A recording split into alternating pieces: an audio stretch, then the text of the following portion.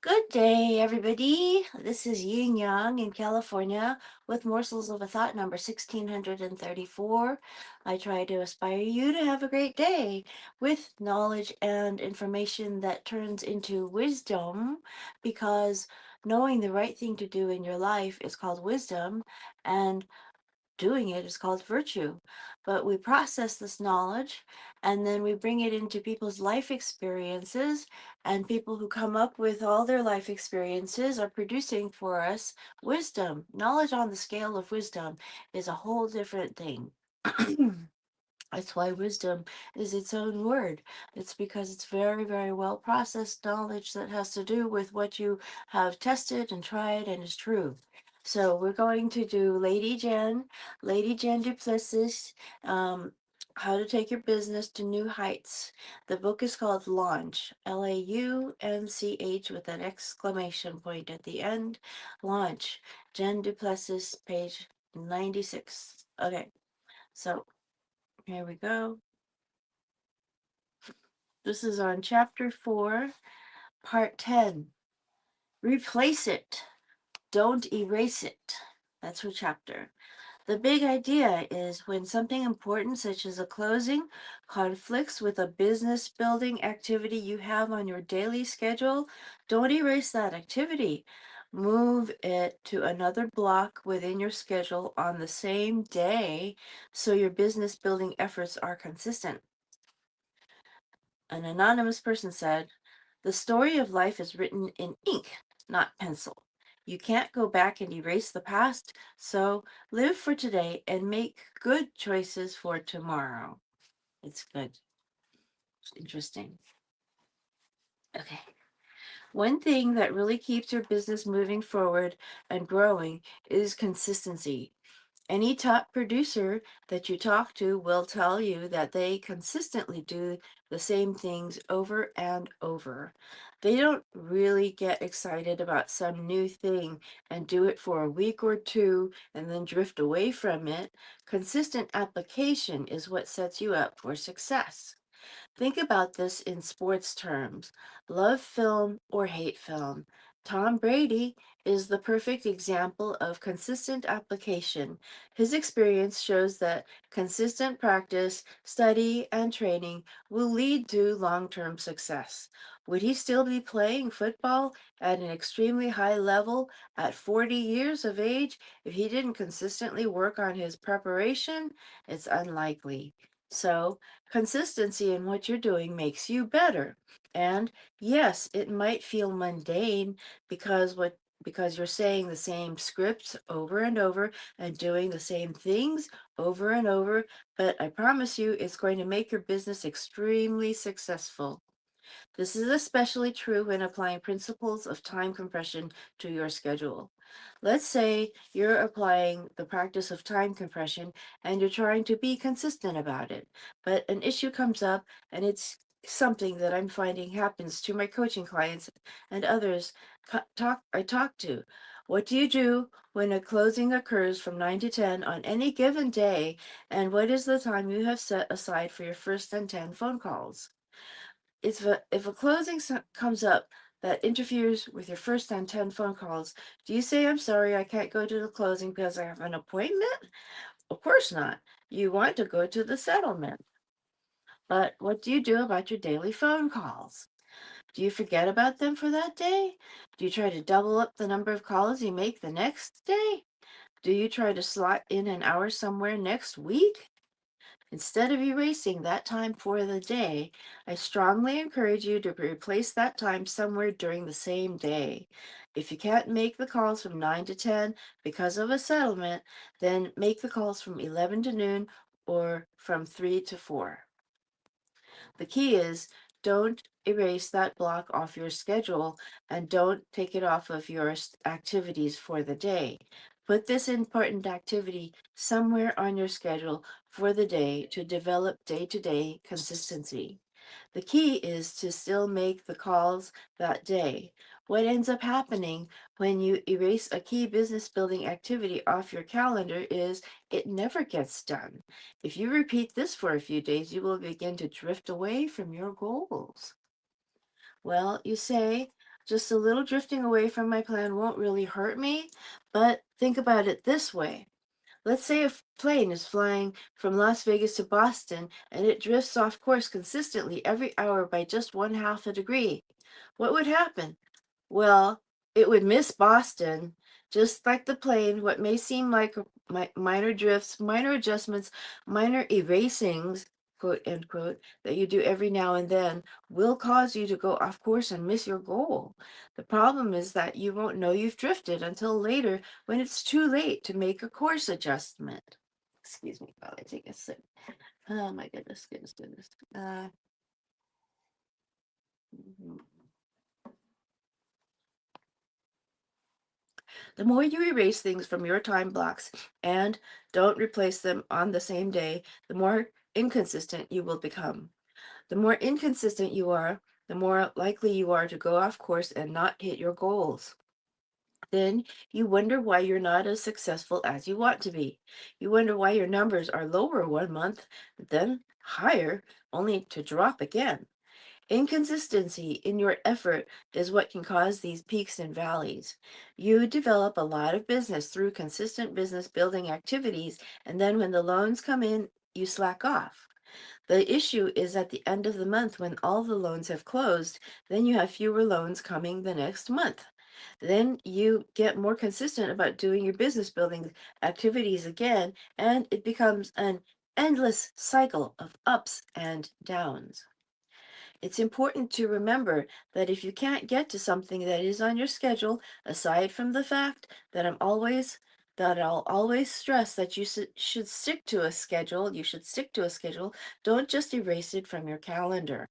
Replace it the same day so you remain consistent.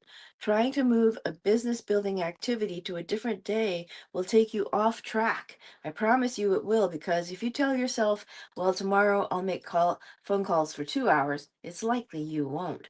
Then you'll be drifting even farther. Erasing the calls from your schedule is the same as Tom Brady saying, I'm not going to practice throwing today or tomorrow, but what I'll do is on Thursday, I'll throw for 6 hours. What would happen? His arm might be sore, and he's going to take longer to recover, and maybe he won't play as well in the next game. That will happen to you, too. You don't want to try to cram everything in by doubling up. This will cause you even more stress, and you may even have twice the follow up to complete the calls, which of course will interfere with your next planned activity. People say to me, I'm trying this time blocking, but it's not working. That's because they are encountering these occasional time conflicts rather than and occasional conflicts, and rather than replace an activity within the same day, they're trying to cram the missed activity into another day. That leads to inconsistency and ultimately giving up. Jen's Jots. When a closing or other important event conflicts with a daily business building activity, move that activity to a different part of the day. Don't erase it from your schedule. We're reading Lady JenDu Plessis, Launch, How to Bring Your Business to New Heights. Forward by Michael J. Mayer. JenDu Plessis is America's mortgage mentor. When a closing or other Jen's Jots. When a closing or other important event conflicts with a daily business building activity, move that activity to a different part of the day. Don't erase it from your schedule. And carry out your business building activities every day to create consistency in achieving your goals. That was part 10. We are in the year 2025. That's why Tom Brady is still so famous. 20 years ago, it would have been, well, 30 years ago, it would have been Joe Montana. Remember Joe Montana from the San Francisco 49ers? And Bill Walsh was his coach for the 49ers. Very famous team. Chapter 4, Part 11. Before, during, and after. The big idea is every meeting with a referral partner or potential partner is important. Create and follow systems to ensure you are prepared. before, during, and after each meeting. Before with a capital B, during with a capital D, and after with a capital A. Proper planning prevents poor performance is the 5 P's of sales. Proper planning prevents poor performance. Proper planning prevents poor performance. Good. Just as you should blueprint your day, you should also blueprint or prepare diligently for any and every meeting you have and for any follow-up steps you need to take after a meeting. Focus on what you will be doing before, during, and after BDA, a meeting by creating and following a system. Think about some of your recent meetings, and here's hoping you've had some recent meetings with partners and potential partners. Were there times when you weren't well prepared, so you didn't present yourself to the best of your professional ability? Did you follow up after every single meeting? Did you even think about following up? I call the lack of following up after the meeting the one and done syndrome. You have a meeting, and then no matter how positive it was, well, nothing happens. You're done. What a waste of time. You leave the meeting having agreed that you will start doing business together and then never talk to the person again? Start now. I mean, this minute, by approaching each meeting with a purpose and by creating a system for following up. This is one of the keys. This is one of the keys to my success. I'm going to be honest, though. It does take time to build, and it won't be set in stone. Great systems remain fluid to adjust to market conditions and changes. Yeah, the market is swelling. You want to, yeah, I get it. I get it. I get it. Even though I'm the last person to understand what she's talking about, I get that. Visualize a meeting you have on your schedule. What specific steps might you want to take before, during, and after to be prepared, to be fully present, and then to follow up? Let me run through some examples for you. These are not comprehensive by any means, just a way to help you get started and create your own systems. Wow. Look at this chart here. You see it? Before, during, and after. It's all set up. It's all completely set up. Let's do this. Before, bullet point. Do you need to do some research on the person you are meeting? Bullet point. What collateral might you need to prepare? Bullet point. Do you know exactly where you are meeting them? Bullet point. Do you want to send them something in advance of the meeting via email, snail mail, or stop by in person? During.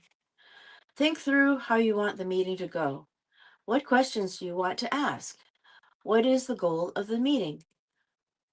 Are you presenting something? How will you be able to help their business? Have you practiced your elevator speech? Are you prepared for any objections and how to overcome them? And then after, when will you enter them into your contact database? Who will do the entering? What will you do to follow up?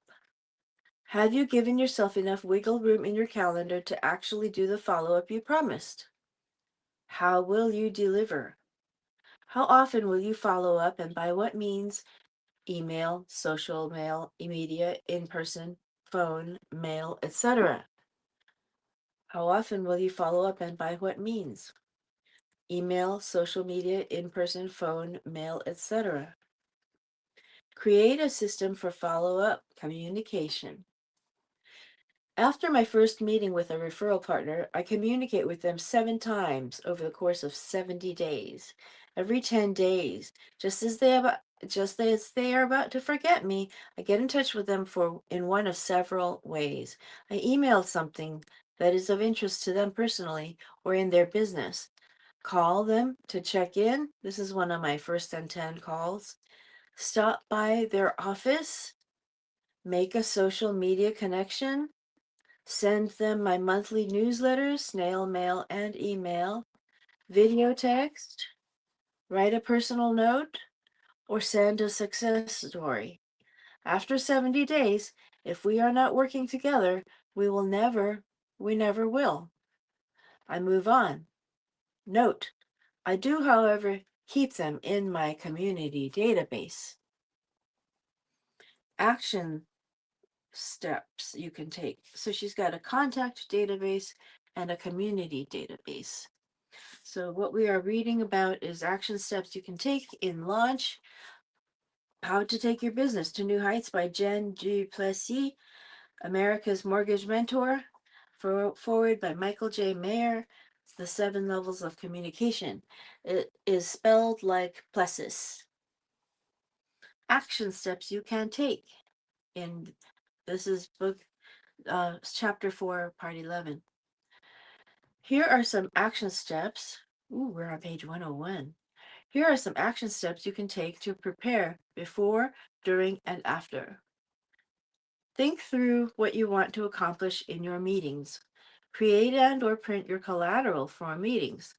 Maybe this would include a questionnaire or interview sheet so that you can remember everything you want to ask. Grab a colleague and role play your meetings. Will you ask questions by reading your interview sheet or casually looking at it? I use the frog technique to ask about their family, recreation, occupation, and goals.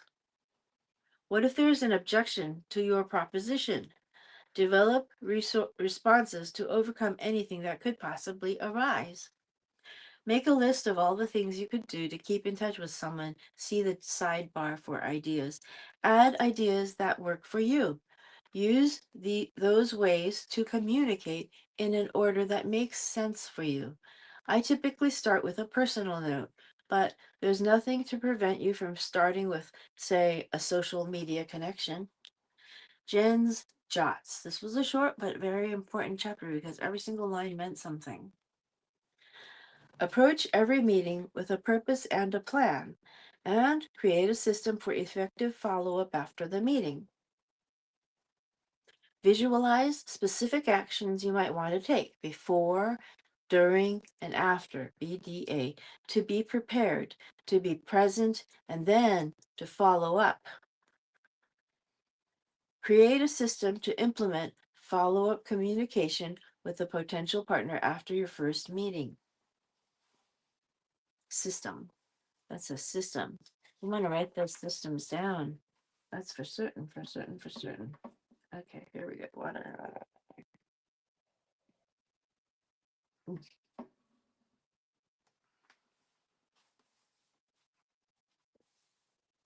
Chapter 4, Part 12. Stack them up.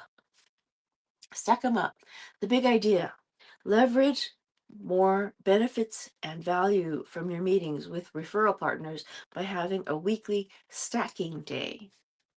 JenDu Plessis says, if you're going to be married to your excuses, it's time to divorce your dreams. Whoa.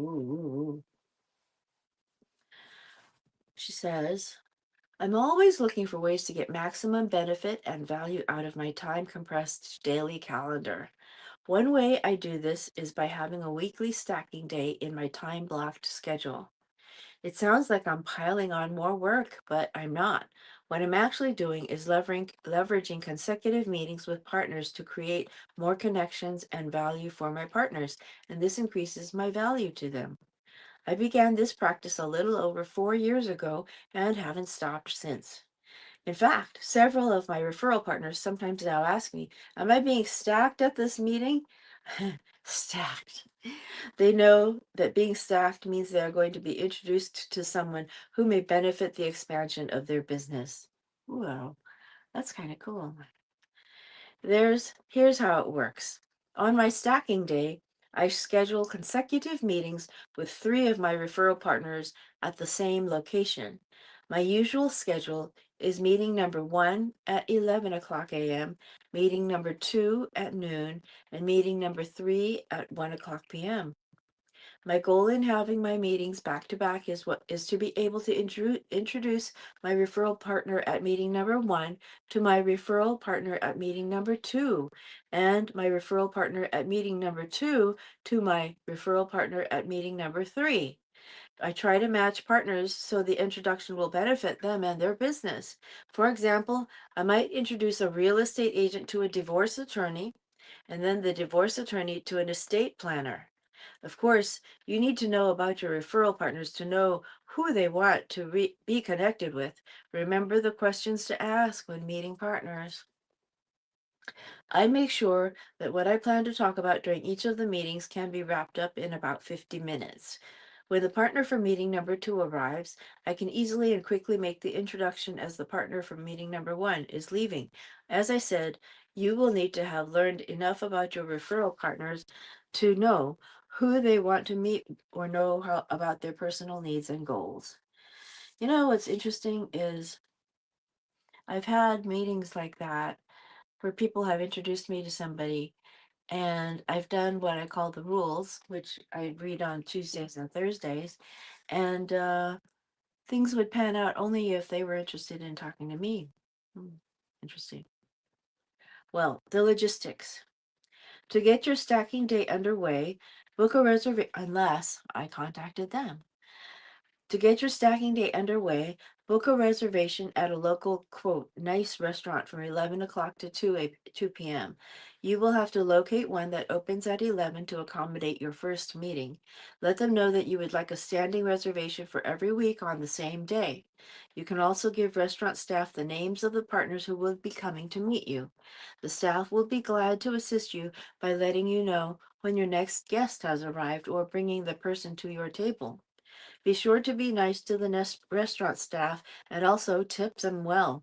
This will pay off in great service, and you may also reap some extra benefits. I've received a gift certificate and several free lunches, and even better, I've closed 3 loans as a result of referrals from the staff. Think of the people you can make appointments with. Which of them could you turn into a stacking appointment? Who would they like to meet? What other type of business could benefit theirs? Here's another example. Introduce an HVAC contractor to a builder and then the builder to a cleaning company or stager. In your stacking days, involve both current partners and those you are seeking to make your partners. You'll demonstrate now how you can provide value by introducing them to people who will help their business. Your current partners will be testimony enough, and this will help grow your business too. Jen's Jots. Schedule 3 1-hour meetings with referral partners back to back once a week. Book a standing reservation at a local restaurant that can accommodate a schedule of meetings from 11 a.m. to 2 p.m. Match partners at consecutive meetings who may benefit from meeting one another. You add value to their business and make yourself a stronger partner in the process. This is page 103. So we've got to page 103 and stack them up. Next week, we will read on chapter 4, part 13, networking bottom line. Tom Barak, I guess, Barak says, don't confuse efforts with results. Big idea. Do some preparation ahead of a networking event. This will ensure you will make at least one good connection. After all, that's your goal. Yeah. So we've done stack them up, and we've done erase them, don't replace them, don't replace them, replace, don't erase. And then before, during, and after. So here we are. I hope you got something out of that. And I hope you have a great, great day. Okay? Old Kinderhook.